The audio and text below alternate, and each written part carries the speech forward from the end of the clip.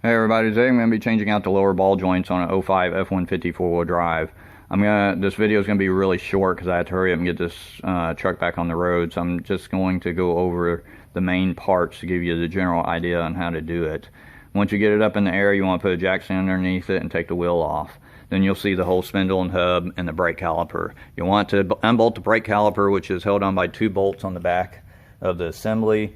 Once you take that brake caliper off, take the rotor off, set it down to the side, and then you'll also need to take the ABS sensor out of the side here and the 4-wheel drive actuator vacuum lines off the top there, which is right there, and then just set it off to the side with the caliper up there.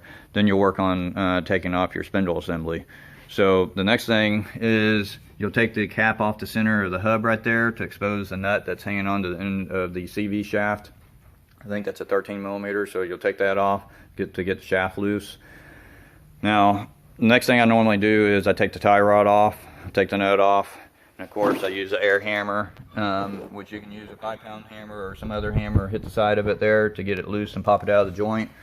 Once I do that, I work on getting the bottom and the top joints loose. Same thing, using an air hammer or a 5-pound hammer to knock the joint loose and take those out. So once those are loose, the whole assembly, you'll push the top ball joint up and away, and the whole assembly come outward, and you're going to have to kind of slide it down and out and wiggle the CV shaft as it's coming out until it clears, and then set the whole assembly on the ground. So the CV shaft to be right here, but once you get this on the ground, then I normally take the CV shaft and put it up and over the sway bar, and then that way it's out of the way.